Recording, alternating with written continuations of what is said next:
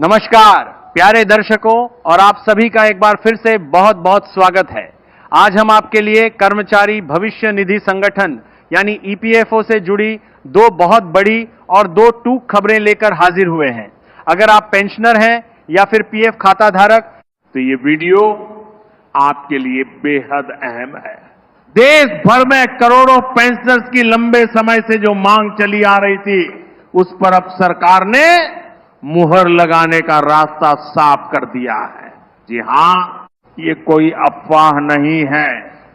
Supreme court के ऐतिहासिक फैसले के बाद अब एफओ ने पेंशन राशि को लेकर जो असमंजस की स्थिति थी, उसे दूर कर दिया है। आज हम बात करेंगे उस ब्रेकिंग न्यूज की जिसमें करोड़ों पेंशनर्स की पेंशन में भारी उछाल आने के आसार बन गए हैं। कैसे 7,500 न्यूनतम पेंशन का रास्ता लगभग पूरी तरह से साफ हो गया है।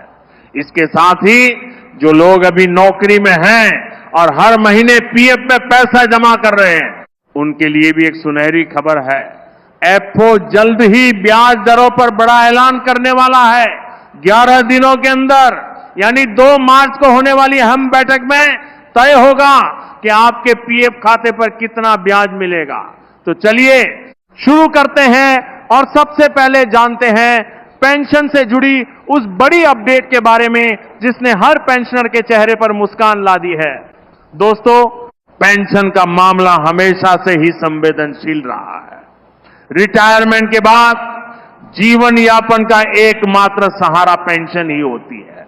ऐसे में जब महंगाई आसमान छू रही हो, दवाइयों के दाम दिन ब दिन बढ़ रहे हो, तो एक सीमित पेंशन पर गुजर बसर करना मुश्किल हो जाता है।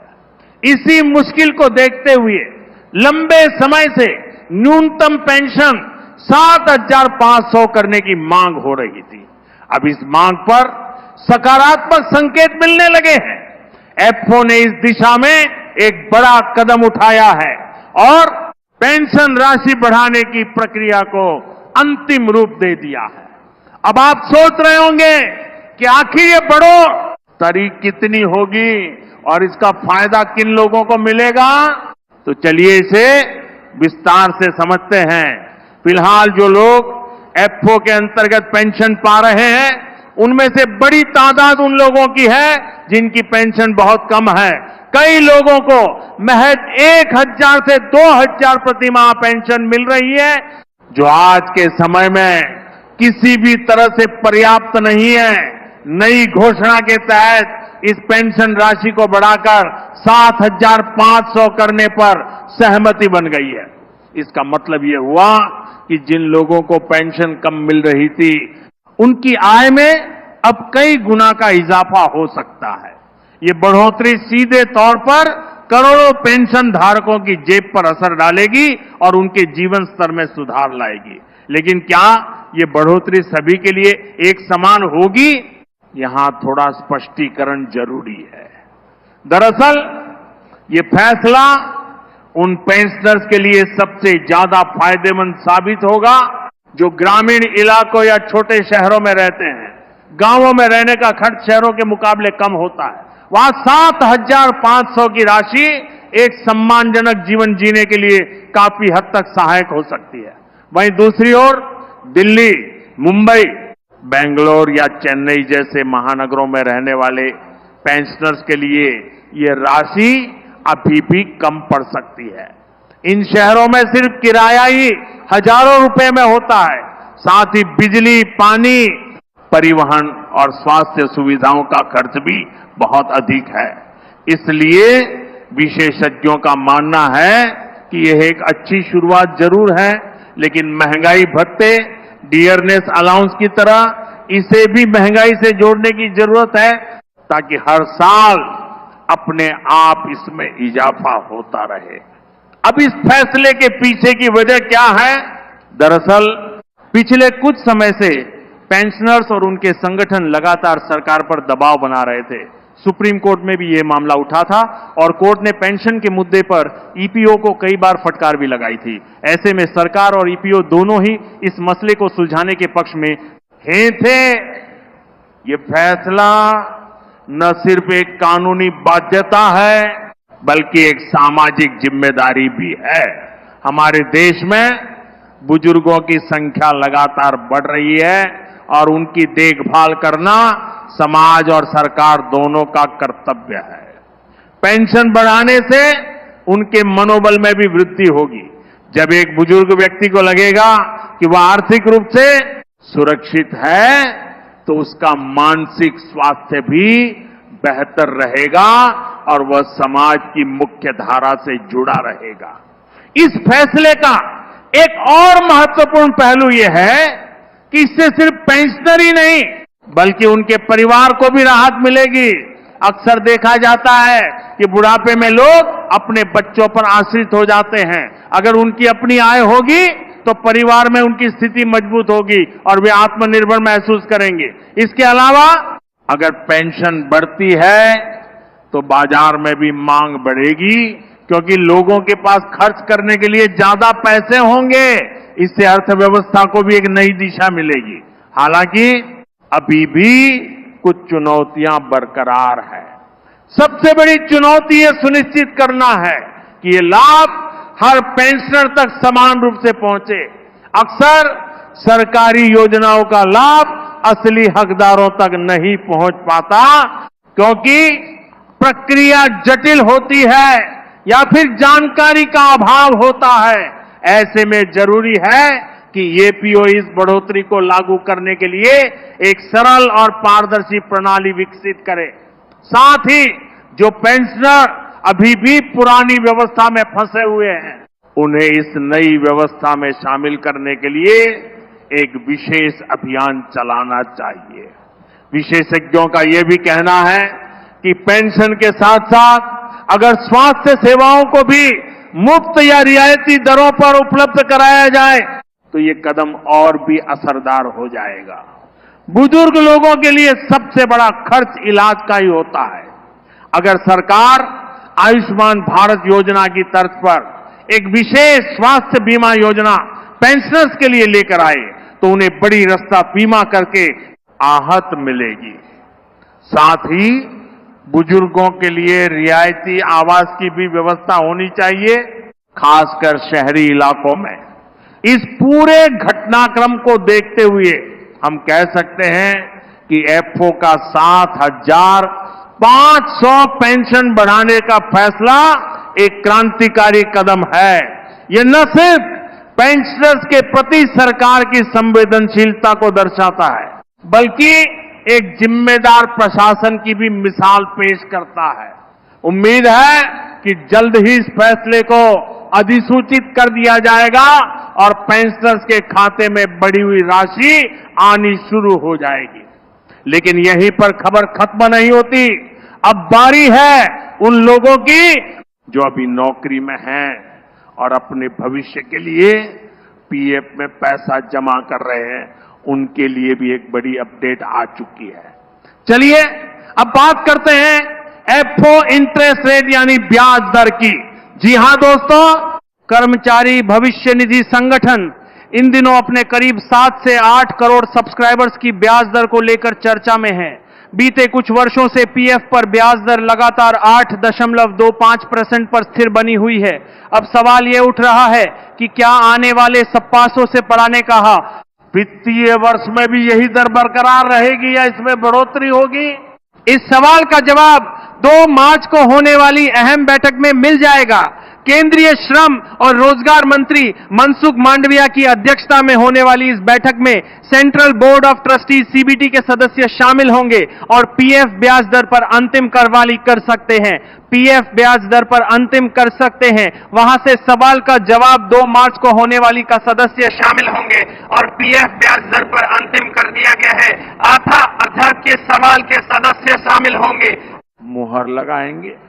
बीते 15 अक्टूबर को हुई पिछली बैठक में कई अहम फैसले लिए गए थे जिनमें पीएफ निकासी को आसान बनाने और दावों के निपटारे में तेजी लाने जैसे सुधार शामिल थे। अब इस बार की बैठक से भी कई बड़ी उम्मीदें जुड़ी हुई हैं। हालांकि अभी तक आधिकारिक तौर पर बैठक के एजेंडे का खुलासा नहीं किया गया है, लेकिन सूत्रों के मुताबिक इस बार भी ब्याज दर को यथावत रखे जाने के आसार सबसे ज्यादा हैं। यानी लगातार तीसरे साल भी पीएफ खाता धारकों को 8-25% के हिसाब से ब्याज मिल सकता है। अब सवाल ये उठता है कि अगर ब्याज दर नहीं बढ़ती तो क्या ये खाता धारकों के लिए निराशा की बात होगी? इसका जवाब है बिल्कुल नहीं। अगर हम मौजूदा आर्थिक माहौल पर नजर डालें तो ज्यादातर छोटी बचत योजनाओं पर ब्याज दरें लगातार घट रही है। पब्लिक प्रोविडेंट फंड पीपीएफ और अन्य सरकारी बचत योजनाओं पर मिलने वाला ब्याज भी अब कम हो गया है। ऐसे में अगर एफपीएफ 8.25% ब्याज दर बरकरार रखता है तो ये एक बेहतरीन रिटर्न ही होगा। इसके अलावा पीएफ में मिलने वाला ब्याज पूरी तरह से कर मुक्त भी है, जो इसे और भी आकर्षक बनाता है। एफओ के पास फिलहाल करीब 28 लाख करोड़ रुपए की पूंजी है, जिसे वह अलग अलग जगहों पर निवेश करता है।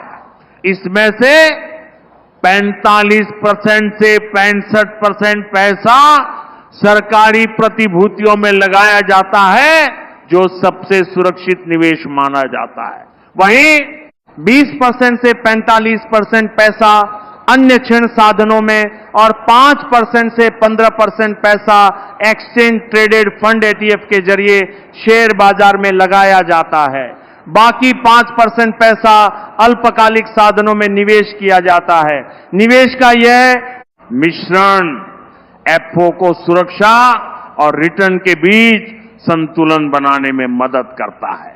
जब बाजार में तेजी होती है तो शेयरों से अच्छा रिटर्न मिलता है, और जब बाजार गिरता है तो सरकारी प्रतिभूतियां सुरक्षा कवच का काम करती है। इसी वजह से एफओ हर साल एक स्थिर और सुनिश्चित ब्याज दर दे पाता है। रिपोर्ट्स की माने तो इस बार भी एफओ के पास 8.25% ब्याज देने के लिए पर्याप्त अधिशेष मौजूद है। यानी फाइनेंशियल ईयर 2026 के लिए भी ये दर बरकरार रह सकती है। हालांकि एक्सपर्ट्स का मानना है कि आने वाले समय में एफओ को निवेश के नए रास्ते तलाशने पड़ सकते हैं। शेयर बाजार में उतार चढ़ाव और सरकारी प्रतिभूतियों पर घटते ब्याज को देखते हुए अगले वित्तीय वर्षों में रिटर्न पर दबाव पड़ सकता है। इसीलिए यह जरूरी है कि एफओ निवेश की रणनीति को और मजबूत करे और नए अवसरों की तलाश करे। इस बैठक में ब्याज दर के अलावा कई और मुद्दों पर भी चर्चा हो सकती है, जैसे कि पीएफ निकासी के नियमों को और सरल बनाना, दावों के निपटारे की प्रक्रिया में तेजी लाना, ईपीएफओ की वेबसाइट को अपग्रेड करना ताकि यूजर्स को कोई परेशानी न हो, और पेंशनर्स की समस्याओं का समाधान करना। बैठक में यह भी तय किया जा सकता है कि डिजिटल माध्यम से सेवाओं का विस्तार कैसे किया जाए ताकि लोगों को घर बैठे ही सुविधा मिल सके। दोस्तों, कुल मिलाकर हम कह सकते हैं कि ईपीएफओ के लिए यह समय बेहद अहम है। एक तरफ पेंशनर्स को 7,500 पेंशन देने का रास्ता साफ हुआ है, तो दूसरी तरफ करोड़ों पीएफ खाता धारक ब्याज दर के ऐलान का इंतजार कर रहे हैं। ये दोनों ही फैसले सीधे तौर पर आम आदमी की जिंदगी को प्रभावित करते हैं। पेंशन बढ़ने से रिटायर्ड लोगों की जिंदगी आसान होगी, वहीं पीएफ पर अच्छा ब्याज मिलने से नौकरी पेशा लोगों का भविष्य सुरक्षित होगा। हमारा आपसे निवेदन है कि आप इस विषय पर बनी अन्य अफवाहों से सावधान रहें। ईएफओ की ओर से जो भी आधिकारिक घोषणा की जाएगी, हम आपको तुरंत इस चैनल पर अपडेट करेंगे। 2 मार्च के बाद जैसे ही ब्याज दर को लेकर कोई ठोस जानकारी आती है, हम उसे आपके सामने रखेंगे। साथ ही पेंशन बढ़ोतरी की अधिसूचना जारी होते ही उसकी भी पूरी जानकारी दी जाएगी। इसलिए हमारे चैनल से जुड़े रहिए और हर छोटी बड़ी खबर का सटीक और विश्वसनीय विश्लेषण पाने के लिए घंटी का निशान जरूर दबा दीजिए। अंत में बस इतना ही कहना चाहूंगा कि उम्मीद की किरण हमेशा जलती रहती है। सरकार के एक कदम बताते हैं कि देश में बुजुर्गों और मेहनतकश तबके के प्रति सरकार की सोच सकारात्मक है। हम सबको मिलकर इन फैसलों का स्वागत करना चाहिए और ये सुनिश्चित करना चाहिए कि इसका फायदा अंतिम पायदान पर खड़े व्यक्ति तक भी पहुंचे। अगर आपको ये वीडियो जानकारीपूर्ण लगा हो तो इसे लाइक करें और अपने दोस्तों और रिश्तेदारों के साथ साझा करें, खासकर उन लोगों के साथ जो पेंशन पर निर्भर हैं या जो पीएफ खाता धारक हैं। आपका एक शेयर किसी की जिंदगी बदल सकता है। धन्यवाद, नमस्कार।